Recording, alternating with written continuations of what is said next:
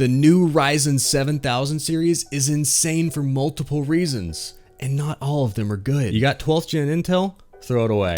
You got 5000 series AMD? Throw it away too. You got central heating in your home? You can go ahead and throw that away too, because the AMD 7000 series is coming soon, and it's hot.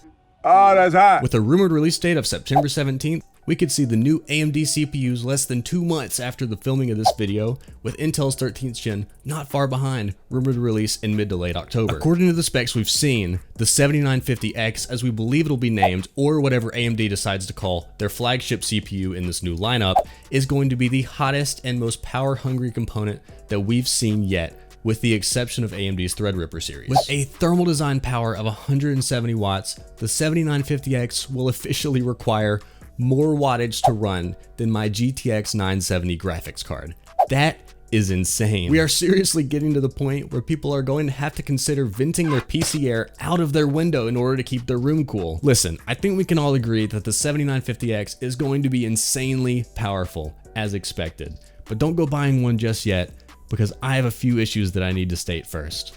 Let me explain. The first issue I have with it is that a large majority of people who are going to buy a Ryzen 7000 series don't already have DDR5 RAM in their system.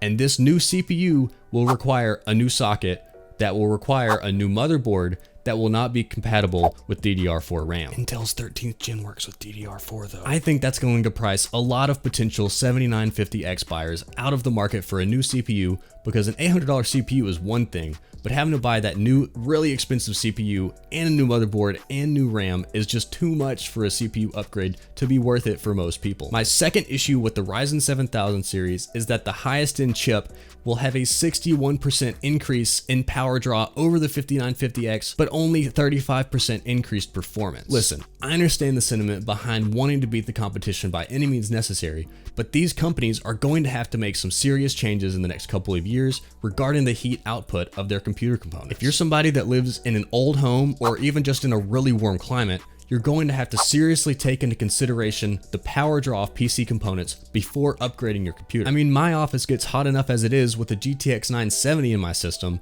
and that's an 8-year-old card, so I can't imagine what somebody who has a system that totals up to over 1,000 watts is having to go through. I mean, that's a serious first world problem, but it very much is a real thing. Now, don't get me wrong, I think this new lineup of AMD processors has the potential to uproot Intel from its spot of best processor in terms of performance. But I think the drawbacks, such as its requirement for DDR5 RAM and of course the heat, are just too much for the average consumer to be able to purchase a Ryzen 7000 series. That being said, it's going to be very interesting to see how AMD's new processors will hold up in benchmark tests, hopefully on September 17th. Speaking of release dates, if you're wondering when the best time is to finally upgrade to a 3000 series graphics card, check out this video.